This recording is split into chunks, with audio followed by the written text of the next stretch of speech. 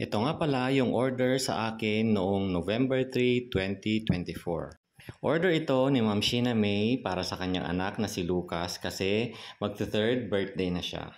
Ang cake pala na order ni Ma'am Sheena May is 8x6 na Choco Moist cake.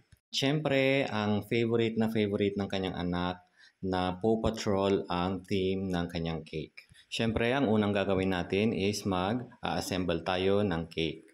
Maglalagay tayo ng first layer and then lalagyan po natin ng filling and then uulitin po natin yung process hanggang sa mailagay natin yung layers ng cake.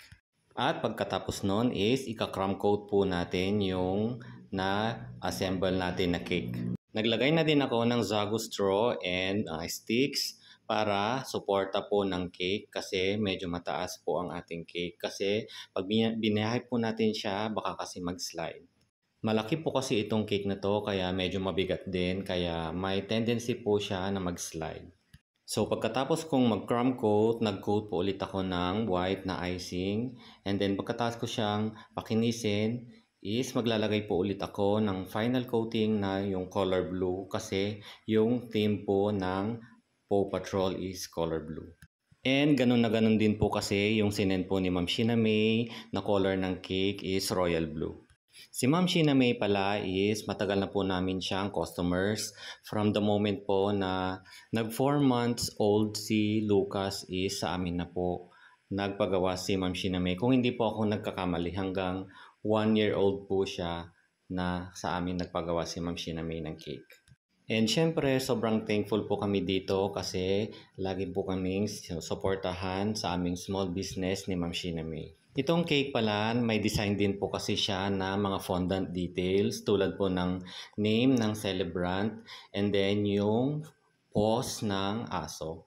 Ididikit ko siya later on sa top ng cake and then sa side po ng cake or sa front pala. And ang request din po sa amin ni Ma'am Sheena May is kukumpletuhin yung characters po ng Paw Patrols. So andyan si Ryder, si Zuma, si Rocky, si Marshall, si Chase, si Rex, si Everest, si Tracker, si Sky, and saka si Rubble. Alam niyo po, sabi ni Ma'am Sheena May, nung nakita daw ni Lucas itong cake niya, sobrang saya daw po siya. Nagulat daw siya kasi hindi niya alam na mayroon po siyang cake na Paw Patrol. Kasi nga, sobrang fun na fun po kasi si Lucas ng Paw Patrol. Kaya favorite na favorite po niya yan. And aside po sa cake na order ni Ma'am Sheena May, nag-order din siya ng vanilla chiffon cupcakes na 30 pieces. At syempre, Paw Patrol pa din po ang top design po ng cupcakes. And nag-order din po ng isang large na puto cheese si Ma'am Sheena May. Actually, yung lahat po ng nagawa namin na puto cheese, nilagay na po namin dyan sa bilao. And yung 30 pieces pala na cupcakes, 24 po yung order niya. Ginawa na rin po namin 30 pieces kasi nga full support talaga si Ma'am Sheena May sa small business po namin. And lastly, yung order din po niyang 2 bilao ng Royal Bibingka.